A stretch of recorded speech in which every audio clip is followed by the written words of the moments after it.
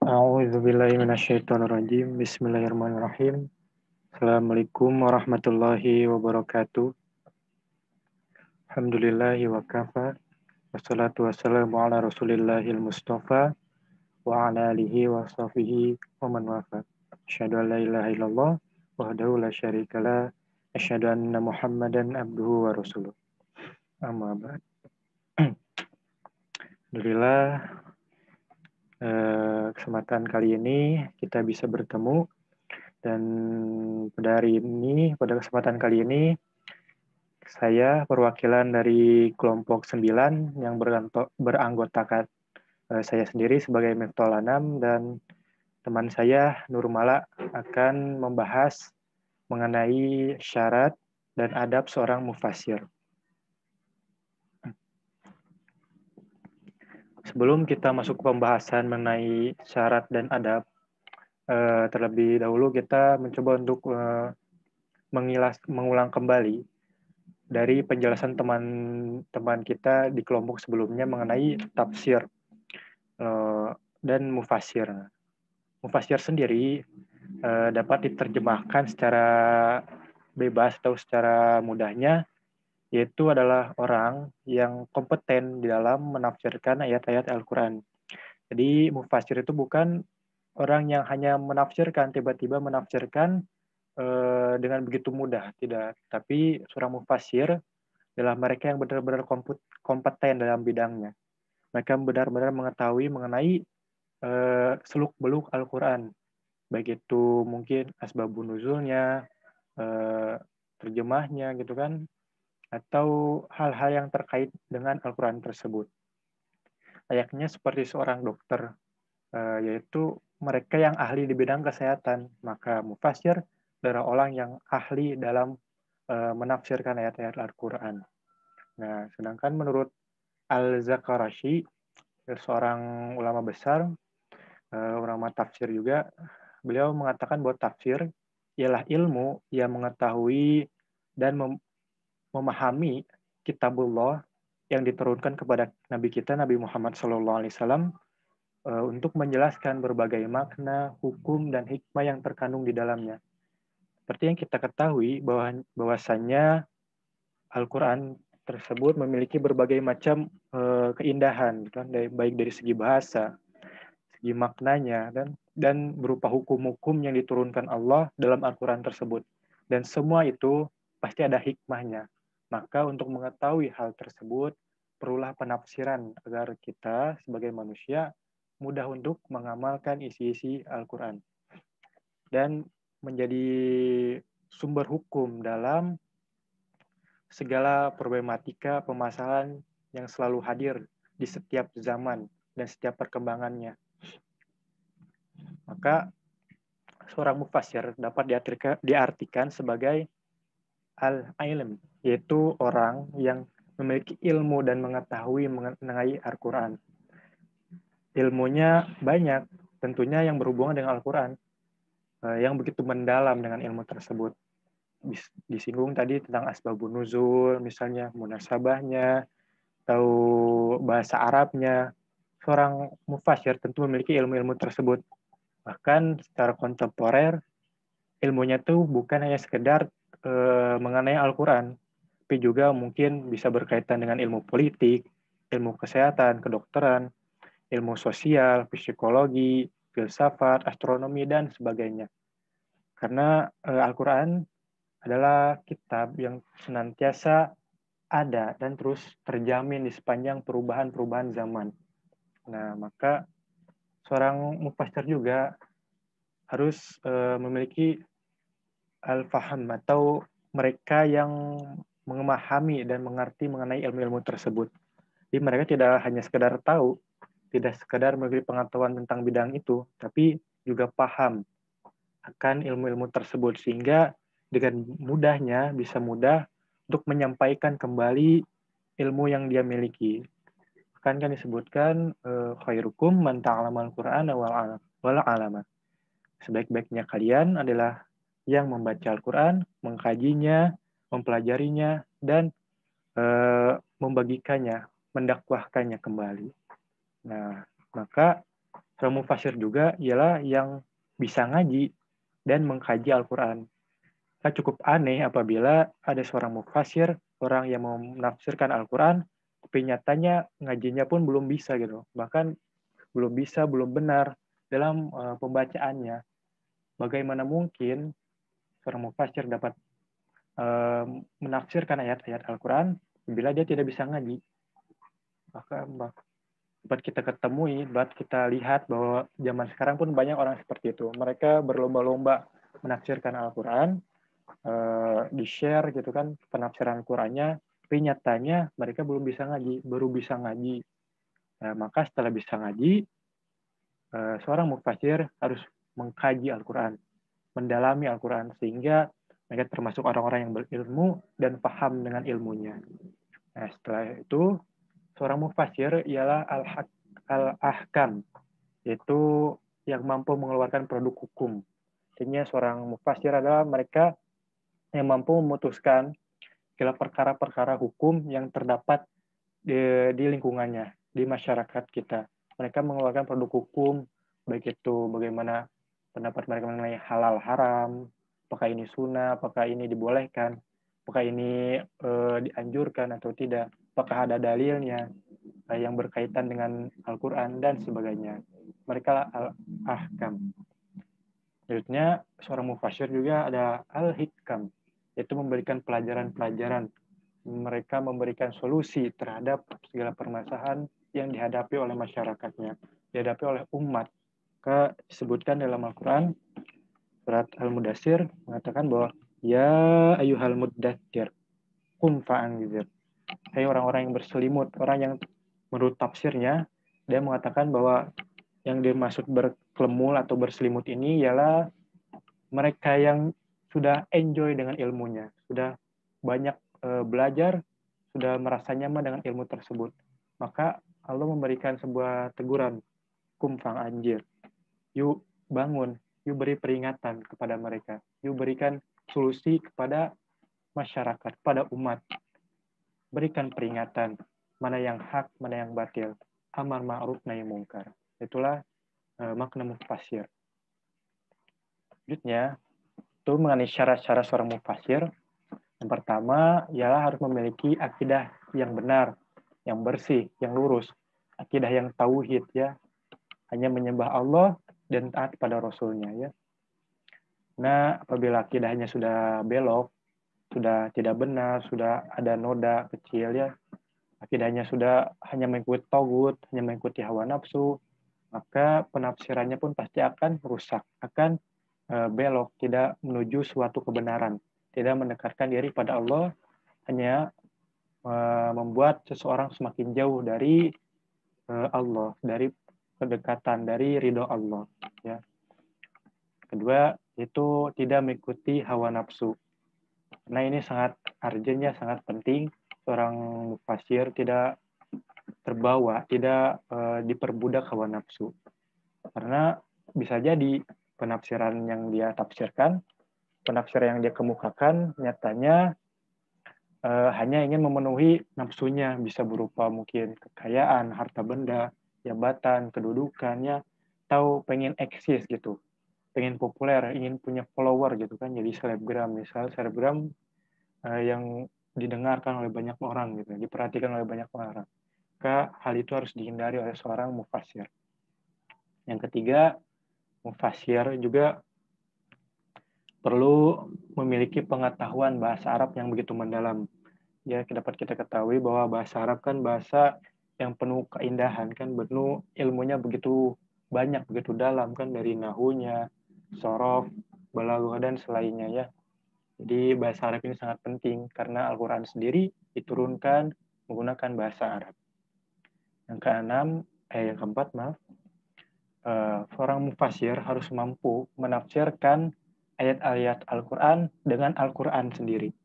Karena bisa jadi suatu ayat ada penjelasannya di ayat yang lain, ada penekanan, ada penegasan di ayat yang lain. Jadi seorang mufasir tentu harus mengetahui hal tersebut. Jadi seorang mufasir harus adalah mereka yang hafiz, ya, yang hafal Al-Quran, agar mereka mampu menafsirkan Al-Quran dengan Al-Quran. Selanjutnya, seorang mufassir juga harus mampu mencari tafsiran menggunakan hadis-hadis Nabi.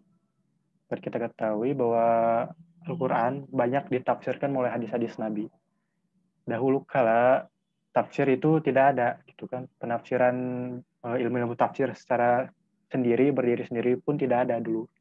Karena penafsiran dahulu itu melalui langsung dari Nabi ya, melalui langsung dari lisan Nabi.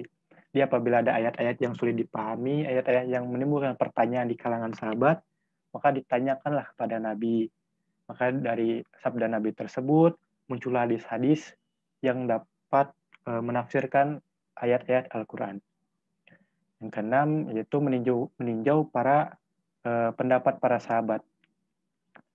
Karena mereka yang paling dekat dengan Nabi, mereka yang paling dekat dengan Al-Quran, mereka termasuk orang-orang yang menuliskan wahyu Al-Quran. Tentu mereka tahu asbabun nuzulnya, tahu hal-hal yang terkait dengan ayat yang turun pada masa itu.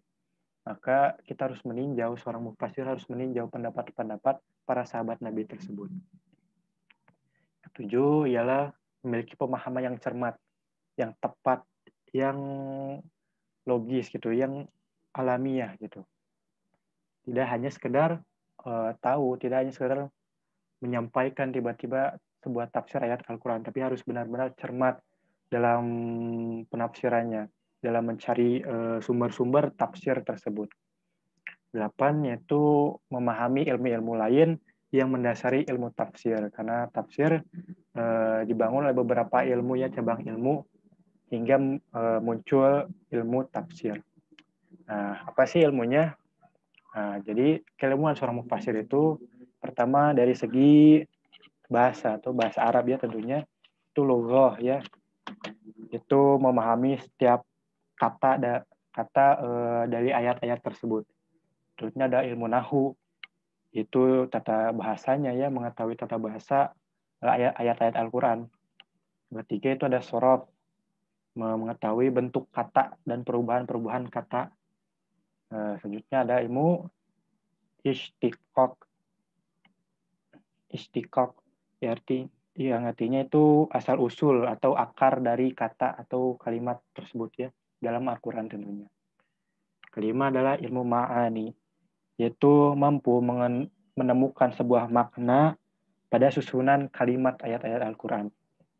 Keenam itu ada ilmu bayan, itu mengetahui makna zohir dari sebuah ayat atau kalimat pada Al-Quran. Ketujuh ada ilmu badi, itu mengetahui keindahan tata bahasa Al-Quran. 8 adalah ilmu qiraat, ilmu membaca Al-Qurannya tentunya dengan beberapa dialek atau perbedaan bacaan, karena Al-Quran ini diturunkan dengan berbagai macam bacaan, 7 kalau tidak salah 7 macam bacaan. Karena seorang mufassir harus mampu melihat dan mendalami ilmu qiraat tersebut. Yang ke-9 itu ilmu aqaid atau usul hudin atau dasar-dasar ilmu tauhid. Itu seorang mufassir harus bertauhid. Tadi kan sudah disinggung bahwa seorang mufassir harus memiliki akidah tauhid yang benar, yang bersih, yang lurus ya, tidak menyimpang. Maka seorang mufassir harus bisa sudah memahami gitu ilmu-ilmu dasar mengenai tauhid. Yang ke-10 adalah ilmu usul fikih. Itu mengetahui dalil-dalil Al-Quran sebagai sumber hukum dalam segala problematika yang ada dihadapi oleh umat. Usul fikih ini sangat penting karena tentu seorang mufassir harus bisa menjadi penjelas mengenai dalil-dalil Al-Quran sebagai hukum terhadap situasi yang sedang terjadi atau permasalahan yang sedang dihadapi. Ini ada asbabun nuzul. Seorang mufassir harus tahu mengenai bagaimana atau seperti apa peristiwa yang terjadi yang mengakibatkan turunnya ayat-ayat Al-Quran tersebut. Baik itu mungkin waktunya, di mana tempat turunnya, kan sedang ada masalah apa pada masa itu sehingga turun ayat tersebut. Ke-12 adalah nasih mansuh, yaitu ada pelajari mengenai ayat-ayat yang dihapuskan dan diperbarui. Ya, karena bisa saja suatu hukum pada masa Nabi itu berlaku, tapi jelang beberapa lama hukum tersebut dihapuskan oleh Allah dan diganti dengan hukum yang lain dan lebih kuat dan lebih mudah untuk dijalankan oleh umat. 13 itu ilmu fikih, ya, mengenai tadi sama seperti usul fikih. Sekarang di ilmu fikih seorang mufasir harus mengetahui bagaimana hukum suatu perkara, ya, dan secara rinci, syariat secara rinci, ya, baik itu halal, haram, mubah, sunnah, makruh, dan sebagainya. Ke-14 itulah ilmu hadis. Tadi bahwasanya dalam Al-Quran tersebut ada penafsiran melalui hadis yang disampaikan oleh Nabi Muhammad SAW melalui para sahabatnya, riwayat para sahabatnya yang telah sampai kepada kita. Ke-15 itu ilmu wahbi atau muhibah.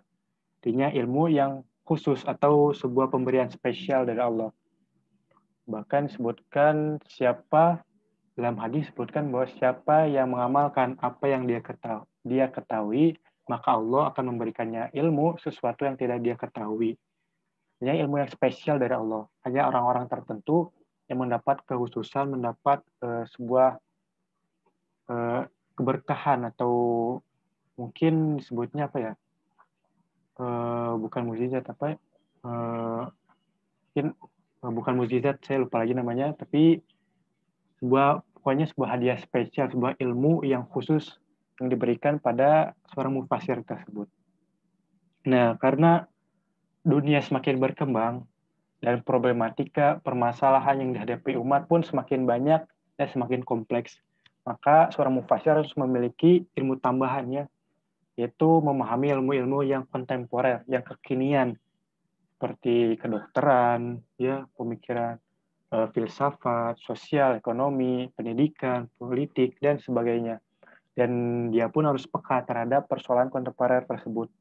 Harus mengetahui bagaimana mengambil sikap dalam problematika atau persoalan yang sedang terjadi, sehingga dapat menjadi rujukan umat dalam mengambil suatu hukum dan bagaimana harus bertindak dan bagaimana harus mengambil sikap terhadap persoalan-persoalan yang terjadi pada masa saat ini. Selanjutnya ialah adab seorang mufasir. Yang pertama, seorang mufasir tentu harus memiliki niat dan tujuan yang benar. Niatnya tentu hanya mengharapkan ridha Allah, mengharapkan segala kebaikan dari Allah, dan tujuannya itu dakwah, mendekatkan diri dengan Allah dan mendekatkan umat juga dengan Allah. Jadi harus diperhatikan ya seorang mufasir, apakah karena Allah atau karena hal yang lain, apakah karena harta benda, jabatan, popularitas, dan sebagainya. Jadi seorang mufasir harus benar-benar memiliki tujuan yang baik dan benar. Selanjutnya adalah berakhlak baik. Tentu seorang mufasir harus memiliki akhlak yang baik. Bahkan sangat-sangat mencontoh bagaimana akhlak Nabi Muhammad SAW. Bagaimana mengimplementasikan akhlak-akhlak yang dikabarkan atau disampaikan oleh Al-Quran. Dia harus benar-benar mengamalkan akhlak-akhlak Al-Quran. Ketiga ialah taat dalam beramal. Dan tadi seorang mufasir harus taat dan beramal seperti yang diperintahkan oleh Al-Quran dan Nabi Muhammad. Seperti taat dalam ibadah sholat, ibadah puasa, dan sebagainya. Dia menjadi orang yang paling terdepan dalam beramal. Orang yang paling banyak amalnya. Akan disebutkan fastabihul khairat. Mereka yang menjadi orang terdepan dalam berlomba-lomba dalam kebaikan. Keempat, mereka adalah orang-orang yang berlaku jujur dan teliti dalam penukilan. Itu seorang mufasir harus jujur dalam menyampaikan tafsirannya, karena untuk menyelesaikan persoalan umat, untuk membimbing umat, tentu harus jujur agar umat benar-benar pada jalan yang benar dan tidak menyimpang. Kelima, seorang mufasir harus memiliki adab atau akhlak seorang yang tawadhu dan lemah lembut ya, tidak merasa tinggi hati, tidak merasa paling oke, tidak merasa paling hebat dalam menafsirkan sebuah ayat, tapi merasa paling tawadhu, rendah hati dan lemah lembut dalam penyampaian tafsirnya. 6. Berjiwa mulia. Tentu berjiwa mulia ini bisa dimaksudkan mereka tidak terpengaruh oleh paham-paham yang lain, tidak terpengaruh oleh orang-orang lain. Mereka benar-benar menafsirkan ayat Al-Quran semata-mata hanya mendekatkan diri pada Allah. Mereka memiliki sikap yang tegas terhadap segala penyimpangan. Mereka tidak terpengaruhi oleh tawaran harta mungkin agar menafsirkan sebuah tafsir yang menguntungkan seorang pihak atau pihak yang lain, sebuah mazhab yang lain, sebuah organisasi yang lain. Mereka berjiwa mulia, hanya benar-benar menafsirkan karena ingin mendekatkan diri kepada Allah dan tidak terpengaruhi oleh orang lain. 7. Mufassir adalah orang yang berani dalam menyampaikan segala kebenaran. Mereka tidak takut, sekalipun diancam. Bahkan suatu ulama, Ibnu Taimiyah, pernah dipenjara, pernah dimasukkan penjara, pernah dikriminalisasi oleh pemerintah pada masa itu. Karena beliau menyampaikan segala kebenaran sesuai dengan apa yang ada dalam Al-Quran. Ini pada pemerintahan pada masa itu akhirnya pun mengkriminalisasi dan mempenjarakan Ibnu Taimiyah.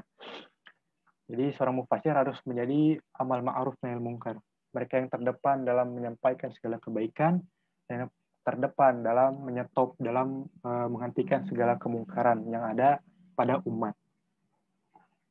8. Seorang mufassir tentu harus memiliki penampilan yang baik ya, terlihat dan harus terlihat berwibawa. Bagaimana mungkin seorang mufassir dapat terlihat seperti kumuh gitu, atau tidak seperti orang-orang pintar. Jadi seorang mufassir benar-benar harus menjaga pakaiannya, menjaga penampilannya agar terlihat baik, sehingga orang-orang pun percaya bahwa dia adalah seorang mufassir, seorang ulama, seorang yang benar-benar harus diperhatikan, dijunjung, dihormati gitu. Dan yang 10, itu seorang mufassir harus mendahulukan orang yang lebih utama darinya. Tadi kan sudah disinggung bahwa seorang mufassir jangan merasa paling hebat, jangan merasa paling oke dalam menafsirkan sebuah ayat. Karena dia harus bersikap bahwa dia itu sebenarnya tidak tahu apa-apa. Mereka itu harus seperti orang baru dalam menafsirkan Al-Quran. Biasanya penafsiran Quran, bahwa penafsiran Quran itu ada sebelum mereka itu begitu banyak. Ada guru-guru mereka lebih fasih, lebih paham dalam menafsirkan Al-Quran. Maka seorang mufassir jangan bersikap merasa tinggi. Mereka harus benar-benar tawadhu, terus benar-benar mendahulukan orang-orang yang lebih utama, yang lebih paham mengenai tafsir Al-Quran, yang lebih paham daripada dirinya ya. Yang terakhir yaitu memiliki kesiapan ya secara dan metodologis dalam penafsiran. Mufassir harus siap menghadapi segala perubahan zaman, terus menghadapi segala persoalan yang terjadi di kalangan umat. Para mufassir harus siap mencari dalil-dalil mengenai segala persoalan yang terjadi, dan tentu menyampaikannya dengan metodologis ya, harus dengan ilmiah dan secara baik dan jelas pada umat agar umat mengetahui dan harus bagaimana tahu bagaimana bersikap dalam menghadapi segala persoalan yang terjadi di zaman yang saat ini ya. Di samping itu ada juga ulama tafsir yang dapat kami sampaikannya. Contohnya ada Ibnu Jarir ya, At-Tabari yang lahir pada 224 Hijriah atau 839 Masehi dan wafat pada 310 Hijriah atau 932 Masehi ya. Dan beberapa ulama tafsir yang lainnya ya, dapat teman-teman cari sendiri biografinya, dapat kita pelajari ya sama-sama mengenai bagaimana sih perjuangan para ulama tafsir ini dalam belajar, dalam menggali ilmu-ilmu Al-Quran. Karena bila kita pelajari ya ilmu Al-Quran ini, biografi ilmu-ilmu Al-Quran dari para ulama ini, kita akan menemukan hikmah gitu. Bagaimana mereka tetap istiqomah, tetap berjuang walaupun dihadang berbagai macam masalah, dihadang oleh kezaliman yang sedang terjadi pada dirinya ya. Maka dengan diharapkan dengan membaca biografi para ulama-ulama tafsir ini, kita lebih termotivasi untuk benar-benar berhati-hati dalam menafsirkan Al-Quran. Benar-benar berani untuk sebagai seorang muslim yang menyampaikan segala kebaikan dan mencegah segala kemungkaran. Hanya itu saja yang dapat kami sampaikan. Lebih dan kurangnya mohon dimaafkan karena segala kelebihan, segala yang baik-baik, segala kebenaran hanya milik Allah, dan saya pribadi hanyalah manusia yang penuh celah dan banyak kekurangan.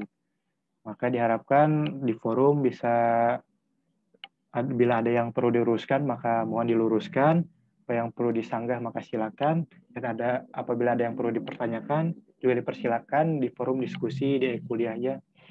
Semoga dengan diskusi tersebut dapat menambah wawasan kita dan menambah pemahaman kita mengenai ilmu-ilmu Al-Quran dan menjadi motivasi kita untuk menjadi mufasir, seorang mufasir yang baik dan benar dan sesuai gitu dengan apa yang diharapkan oleh Nabi dan oleh Allah dan Nabi Shallallahu Alaihi Wasallam. Ditutup dengan doa subhanakallahumma wa bihamdika asyhadu an la ilaha illa anta astaghfiruka wa atubu ilaik. Assalamualaikum warahmatullahi wabarakatuh.